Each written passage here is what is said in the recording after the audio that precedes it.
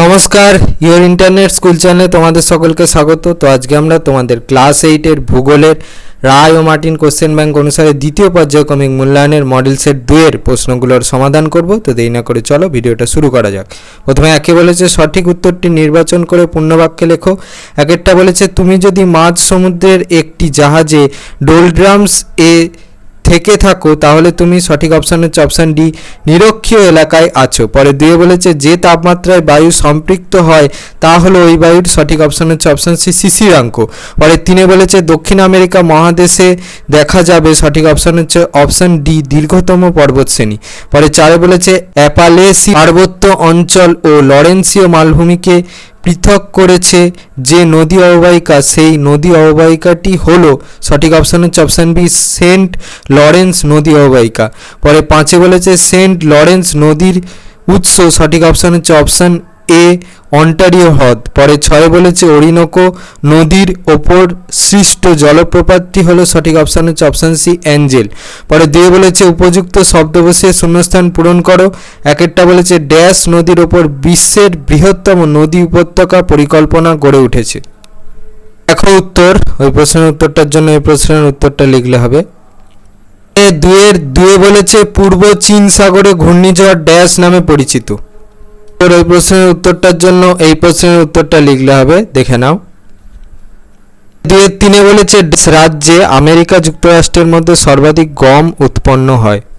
তো এই প্রশ্নের উত্তরটার জন্য এই প্রশ্নের উত্তরটা লিখলে হবে। চারে বলেছে পম্পাস অঞ্চলের পশুচারণ ভূমিকে ড্যাশ বলে।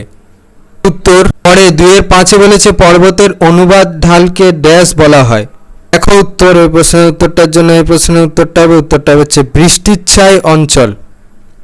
বলেছে নিচের বিবৃতিগুলি শুদ্ধ বা অশুদ্ধ নির্বাচন করে। একেরটা বলেছে দুটি মহাদেশকে একসঙ্গে যুক্ত করে যে সংকীর্ণ ভূখণ্ড তা হলো যোজক, এটা হচ্ছে শুদ্ধ।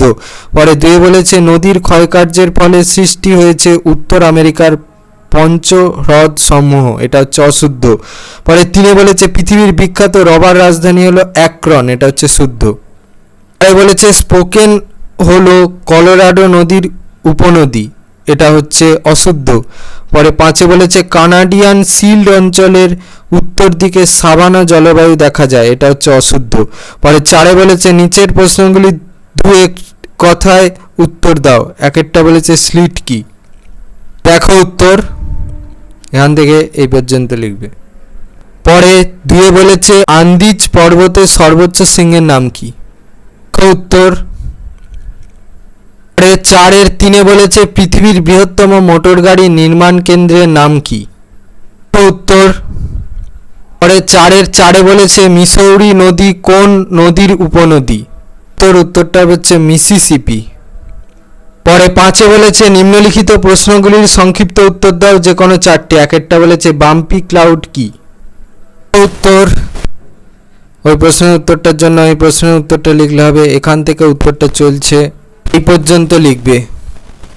পরে পাঁচের দুয়ে বলেছে 22 ব্যালট সূত্রটি লেখো। উত্তর, এখান থেকে এই পর্যন্ত লিখবে।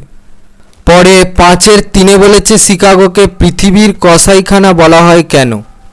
উত্তর, ওই প্রশ্নের উত্তরটার জন্য এই প্রশ্নের উত্তরটা লিখলে হবে, এখান থেকে উত্তরটা চলছে পর্যন্ত লিখবে।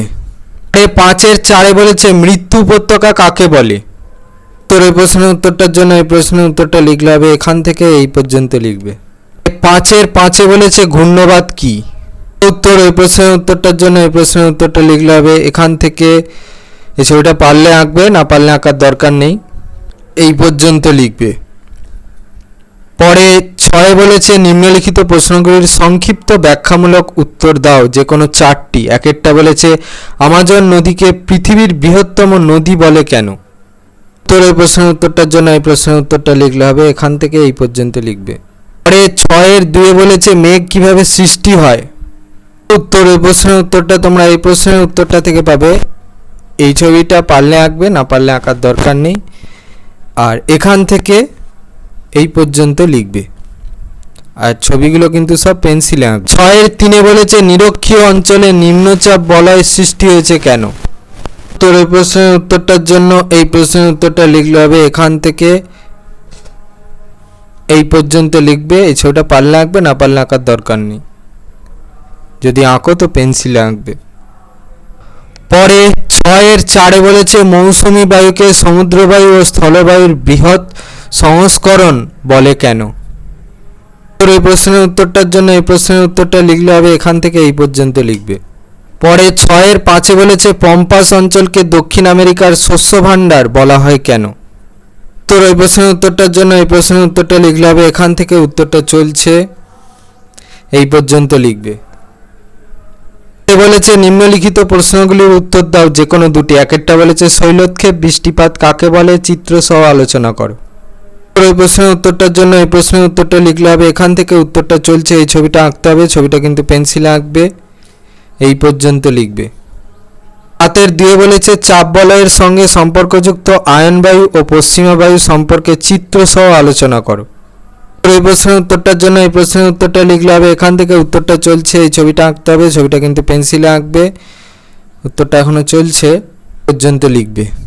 পরে 7-3 বলেছে বায়ুচাপ বলয়ের স্থান পরিবর্তন কোনো জলবায়ু অঞ্চলকে কিভাবে প্রভাবিত করে তা আলোচনা করো। উত্তর এখান থেকে উত্তরটা চলছে এই পর্যন্ত লিখবে। এবার এই ছবিটা পারলে আঁকবে, না পারলে আঁকার দরকার নেই, যদি আঁকো তো পেন্সিলে আঁকবে। তোমাদের ক্লাস 8-এর ভূগোলের রায় ও মার্টিন কোশ্চেন ব্যাংক অনুসারে দ্বিতীয় পর্যায়ক্রমিক মূল্যায়নের মডেল সেট 2-এর প্রশ্নগুলোর সমাধান। তো তোমাদের যদি এই ভিডিওটা ভালো লেগে থাকে তাহলে ভিডিওটাকে অবশ্যই লাইক করে দাও এবং আমাদের চ্যানেলটাকে অবশ্যই সাবস্ক্রাইব করে দাও।